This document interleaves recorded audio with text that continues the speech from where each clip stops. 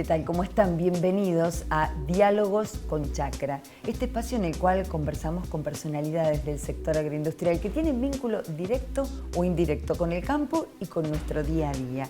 Es un gusto de verdad para mí presentar a quien nos está acompañando hoy para charlar durante media hora, relajadas y tranquilas acerca de una actividad que cuanto menos resulta apasionante. María Laura Vidal Basterrica, gracias por estar. Hola Karina, muchas gracias. Vamos a charlotear mucho. Ahí está. Y si la ¿cierto? gente supiera, digo siempre, la previa del programa, no todo lo que uno habla antes, si se pudiera grabar, qué interesante sería todo lo que uno conversa. Creo que es más interesante que el Muchas programa veces. en sí, ¿no? Vamos a intentar seguir con esa línea. Vamos. ¿Qué es una paisajista? Una paisajista es una persona, o varias personas, que se dedican a diseñar, mantener, ejecutar un espacio verde, sin importar la dimensión y los metros cuadrados. O sea, que puede ser una estancia, puede ser un campo, una casa urbana, un jardín urbano, mejor dicho, o una terraza, un balcón, o 3 macetas. ¿Qué es lo más complejo? Diseñar un espacio chico. ¿Por qué? Porque en un espacio chico, por ahí nosotros las mujeres nos vamos a ver bien representadas. Es como que uno al principio quiere ponerse todo, Claro. ¿no es cierto? Uno quiere vestirse y en un espacio chico también. Entonces, lo más complicado es encontrar, como siempre, el equilibrio justo. En el espacio verde también. Cuando vos, contame cómo haces, por ejemplo, cuando llegás a un determinado lugar donde te piden comenzar de cero, no reformular un espacio verde. ¿Qué condiciones tenés en cuenta? ¿Cuáles son las características que vos tenés que considerar? ¿Qué importancia tiene el suelo? Estamos en un canal eminentemente agropecuario. Primero, lo más importante es estar con las antenas abiertas a captar las necesidades del cliente. Esas necesidades del cliente, que es tan conocido esa frase, dice mucho. ¿Por qué? Porque ahí es donde ellos quieren realmente tener un espacio y te van a explicar para qué lo quieren. Porque digamos que el verde lo quiere siempre, todo el mundo quiere un espacio verde. El tema es qué utilidad le damos, ¿no? Después tengo que tener en cuenta la ubicación, sol, sombra, las condiciones climáticas, el suelo, los drenajes, el declive. Últimamente tengo que tener en cuenta las lluvias, los vientos. Y además, como si fuera poco, el estilo de la propiedad, de la casa, de un balcón, de una terraza. Esos son algunos de los detalles, ¿no? Cuando hablamos de paisajismo, hablamos, y corregime porque te lo pregunto desde una persona que es neófita en la materia, de pequeñas plantas, de flores, de árboles, de arbustos. Depende el espacio, ¿tá? En un espacio chico que puede ser, por ejemplo, menos de 50, 100 metros cuadrados, es ideal colocar un árbol, 2 árboles. O sea, lo importante es mantener esa proporción y no querer cargarlo o dejarlo vacío. Los espacios llenos y vacíos son los más importantes. Entonces, en un jardín 100 metros voy a poner 2, 3 árboles, voy a poner arbustos, me permite poner canteros. Depende cuánto quiera tomar de ese futuro césped, por decirle de alguna manera. Los hombres generalmente no quieren que uno les ponga mucho cantero porque piensan en la pelota de fútbol, ¿no? Y las mujeres queremos cantero para tener flor de corte, queremos lucir nuestro espacio verde de diferente manera que el hombre. Creo que volvemos a lo principio que te contaba, que buscar ese equilibrio entre lo lleno y vacío, combinando las necesidades de los clientes más ahí la experiencia de cada paisajista, ¿no? Es también puntos a considerar, porque de pronto vos querés poner un malbón en determinado piso, por ejemplo, en el 18º piso, y yo te voy a decir con mi experiencia que se te van a volar hasta la maceta. Entonces ahí te voy a recomendar qué tipo de planta puede ir. ¿Por qué? Porque el diseño consiste en buscar primero las necesidades. Una vez que yo descubra cuál es tu necesidad de acuerdo al espacio, te voy a asesorar por 2 o 3 plantas y ahí vos elegís la que te gusta. No es al revés. Muchas veces uno piensa que el paisajismo es yo voy a trabajar en ese espacio colocando lo que a mí me gusta. No. Primero voy a ver qué es lo que funciona mejor, qué es lo que necesita según la arquitectura y por tercero lo que a vos te gusta. Esto es, no solamente tengo en cuenta el diseño, sino también tantas otras necesidades como vos acabas de plantearlo. Pero te pido ahora, vayamos al diseño. Vos me decías, en muchas ocasiones tiene que ver con el estilo de la propiedad. Contame tu experiencia, por ejemplo, en algún gran espacio, en alguna estancia en la que hayas trabajado, algo que vos puedas compartir con quienes estamos en este momento escuchándote. ¿Qué tuviste en cuenta? Es apasionante claro, decir, miro a quién le perteneció, claro. cómo son las paredes, cuál es la estructura. Primero tengo que entrar en un lugar, más allá de paisajista o no, la gente que le gusta el espacio verde, y empezar a sentir. El jardín son puras emociones. Claro que sí. Después mi trabajo, mi estudio lo va a ser sostenible en el tiempo. Ahí es cuando yo diseño lo necesario. Pero primero genero sensación, sentir los olores, el color. Por ejemplo, ahora estamos en otoño. Un espacio donde no hay un árbol otoñal que vire en los rojos amarillos no es un espacio. Porque si tengo un espacio chico también puedo buscar un arbusto que sea caduco o un árbol también caduco, ¿no? Pero volviendo al tema de qué es lo que miro primero es las sensaciones, la ubicación sol y sombra, los colores de la casa, los colores de las paredes, por supuesto, y sin olvidarme de las vistas desde el interior de la propiedad. Es importantísimo. Dónde sale el sol, dónde se oculta el sol y cuáles son los vientos, por dónde viene el viento, cuál es el sur, ¿no? Por supuesto. Una vez que yo tengo en cuenta eso, empiezo a diseñar por una necesidad y hago que las formas, que es lo más importante, la convivencia de las diferentes formas del jardín, hacen que un jardín luzca. O sea, si yo pongo todo recto, todo minimalista, como se usa ahora, una de las tendencias, también tengo que tener forma, ovalada, redonda. Si estamos hablando de una estancia, por ejemplo, que hace poco planté en una estancia donde trabajé con las formas, ¿en qué sentido? Busqué árboles piramidales por atrás y por delante ponía árboles globosos, como un chupetín redondo, de forma redonda, ¿no? Y los árboles de atrás, que eran piramidales, eran perennes. Perennes quiere decir que todo el año tienen hojas, por lo cual me dan un fondo verde. Adelante puse un color otoñal, amarillo, rojizo, y eso ya me creó una composición sin tener que colocar muchas plantas. Eso es una composición paisajística para un espacio grande. Hace muchísimos años, digo, vos sos una persona que ha viajado a Europa hace muy poco y seguramente lo habrás hecho en otras oportunidades, los grandes jardines de los palacios y demás usaban y abusaban, entre comillas, de las grandes fuentes, ¿no es así? ¿Cuáles han sido las tendencias en los últimos tiempos y cuál es la tendencia hoy en la Argentina? ¿Qué es lo que se usa o no hay una tendencia? No, hoy en día, digamos que la tendencia general es siempre volver a lo ecológico y volver a lo natural. A eso me refiero, que cuando más grande es el espacio, más silvestre dejo que sea su jardín. Y utilizo la fauna y la flora que sobrevive en ese lugar, lo autóctono, el famoso autóctono o natural. En Europa, ¿qué es lo que vi? Esas fuentes respondieron a una época, un estilo donde todo, tanto la pintura como el jardín, sobre todo, se sacaba al exterior, se lucía. Entonces había que ver quién era más ostentoso que el otro y su poder se manifestaba también, además de esos castillos, a través de quién hacía el jardín más grande. ¿Cuál es la gran diferencia entre esas épocas y ahora? Ahora nos falta paciencia. La ansiedad que tenemos el ser humano hace que se juegue en contra a la hora de comparar las dos épocas. ¿Por qué? Porque uno planta sin poder esperar. ¿Qué pasaba en Versalles, por ejemplo?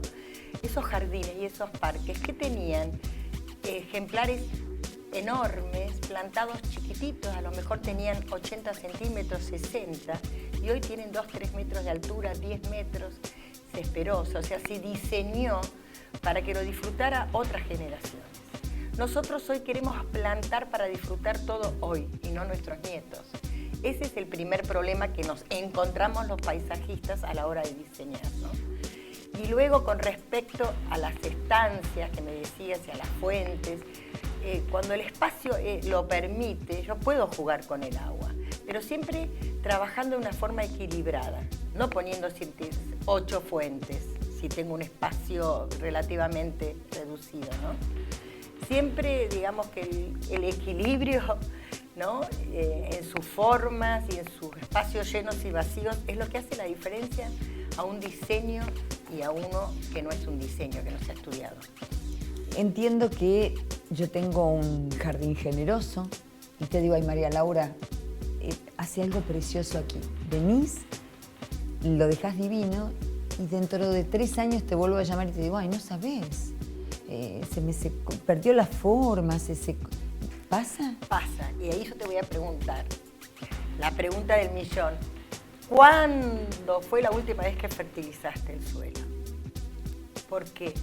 Porque la gran inversión en un jardín, más allá del diseño y de las plantas, es en aquello que no se ve, que es su estructura del suelo, es el suelo.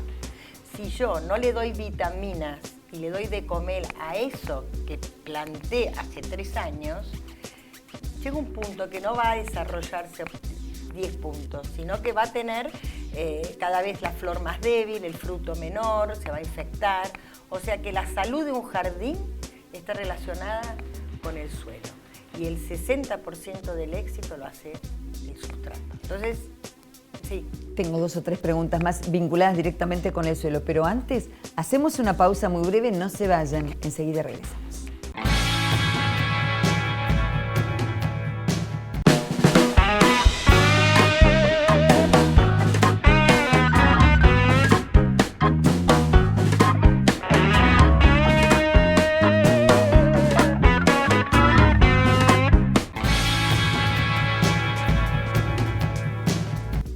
Continuamos dialogando con María Laura Vidal Basterrica, paisajista, respecto nada menos, María Laura, del suelo. Vos referías recién a la importancia que tiene el suelo y un poquitito antes hablabas de la ansiedad, que por ahí es generacional y que tenemos muchos hoy que queremos ver todo ya.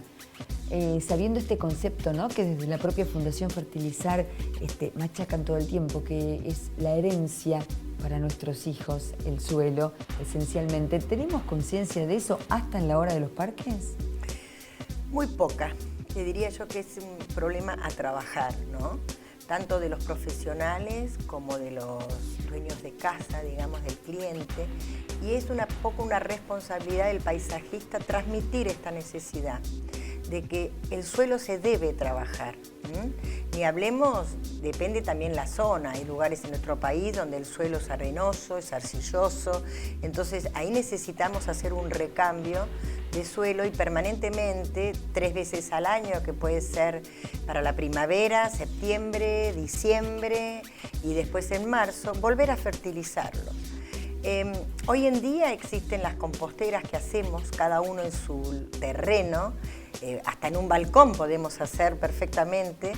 ¿Y eso qué es? Es tierra abonada, es humus mezclado, es un compost que le viene muy bien a las plantas y a nosotros achicamos un poco los desechos, ¿no?, de esa manera.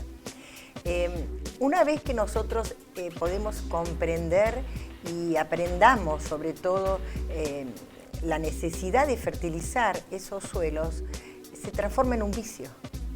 Porque como el resultado es proporcional a lo que nosotros invertimos,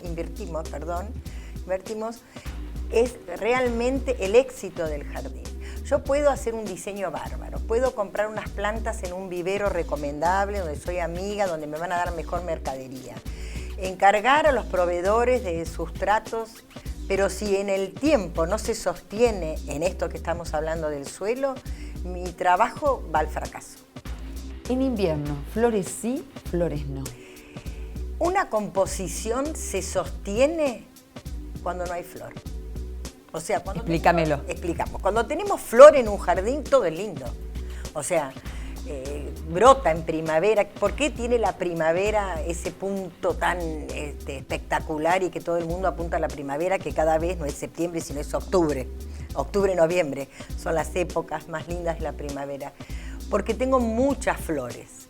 En cambio, en junio, julio, agosto, pareciera que el jardín está triste.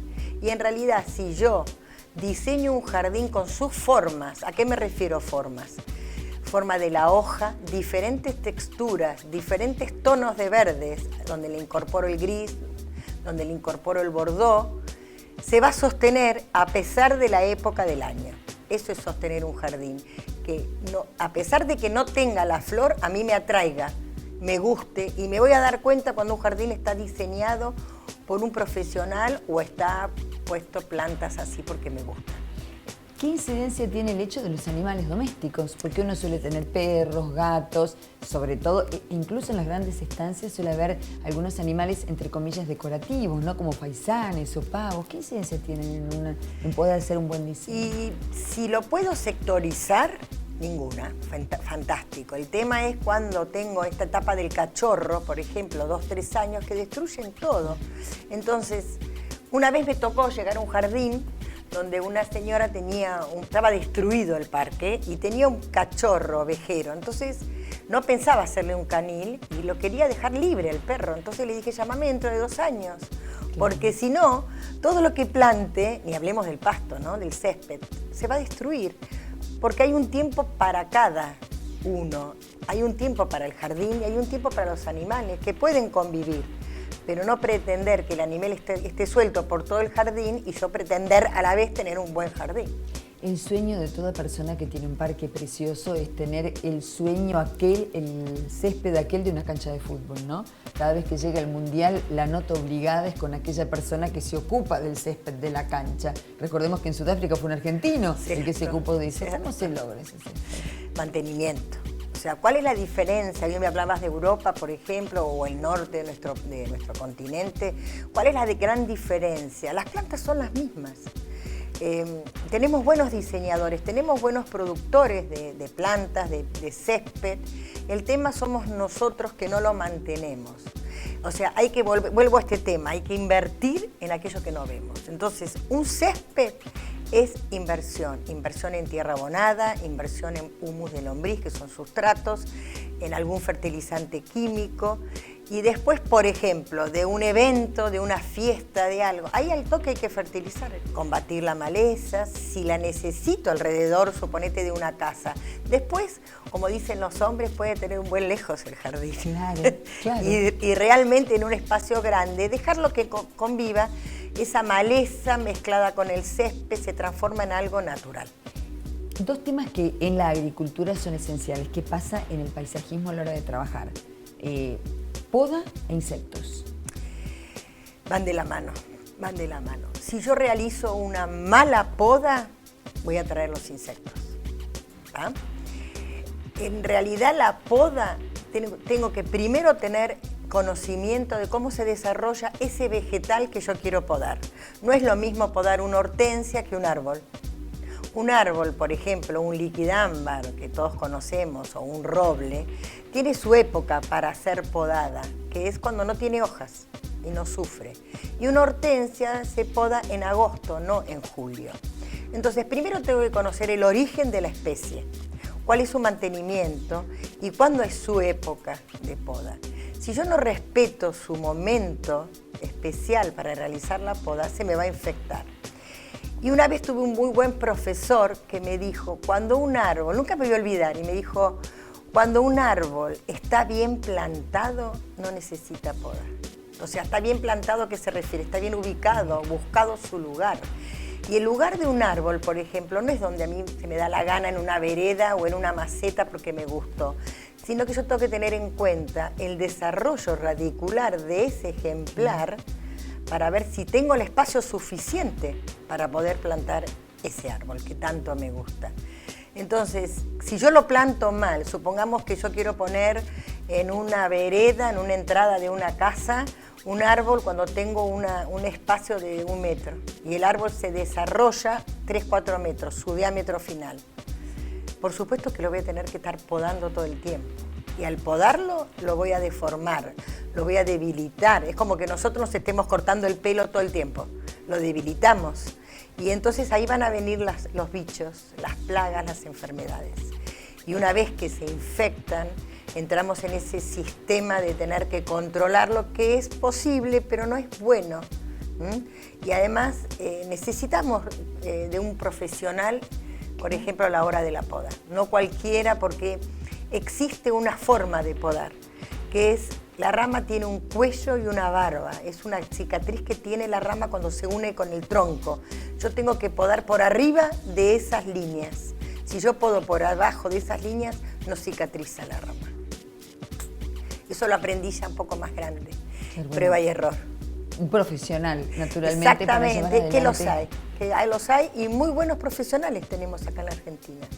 Y en todo el país, en el norte, en el sur, en el este, en el oeste, hay gente que realmente estudia, se prepara todos los días para poder realizar su tarea. Vos hablabas de una moda, una tendencia minimalista hoy por hoy. ¿Hay tendencia en cuanto a especies o modas? Determinadas flores, determinados arbustos, determinados árboles. Es común, sobre todo en la ciudad de Buenos Aires, que los grandes edificios desde afuera, durante determinadas épocas, tengan determinados arbolitos, arbustos o flores y después cambien. ¿Cómo es? Yo tengo creo de una forma muy particular, ¿no? Lo que es la tendencia o la moda. Y en realidad creo que la moda, la tendencia es de acuerdo a las necesidades. Se genera la moda y la tendencia. ¿A qué me refiero? El vivero crea la moda porque cultiva lo que le viene bien, lo que le conviene o lo que tiene fácil desarrollo, por ejemplo. Entonces lo pone de moda. Las paisajistas vamos al vivero y podemos comprar lo que hay. Entonces lo ponemos de moda. Y por tercero, los que hacen espacios verdes y hacen el mantenimiento, tratan de buscar todo aquello que les dé bajo mantenimiento. ¿Está? Entonces, lo de la moda es relativo, ¿no? Una vez yo había dividido unas malezas, unas herbáceas, las había dividido fuera de época porque había que rescatar un espacio, un piso, había que hacerlo de vuelta. Entonces un jardinero me llama por teléfono para preguntarme por qué había dividido en julio unas herbáceas que se divide en marzo. Entonces dije, por una necesidad, o lo hacía o los perdía. Entonces me dijo, tené cuidado porque creas tendencias sin querer. Claro. O sea, había como que era la época de hacer división, claro, de un agapanthus, y no lo era.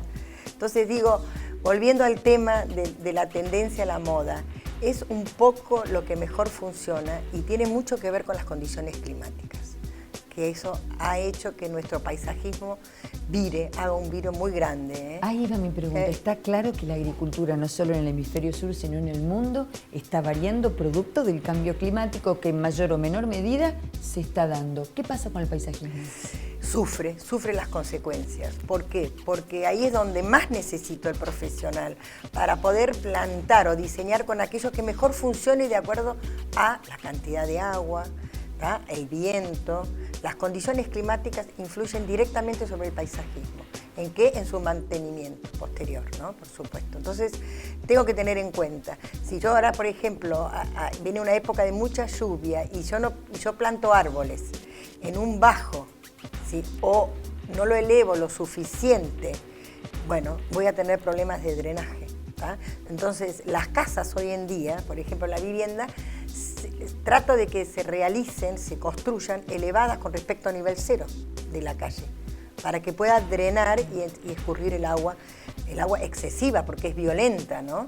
Entonces, a veces la saturación del suelo es mayor y no logro que drene.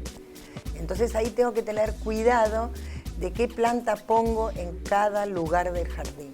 Cuando somos muy jovencitos, que tenemos 18, 20 años y tenemos que decidir qué vamos a estudiar, algunos por el manual, otros por su papá, otros porque realmente sintieron vocación por ello, cuando uno tiene un poco más, 30 pongámosle, uno toma una decisión, voy a seguir con esta carrera o con esta actividad, ¿por qué?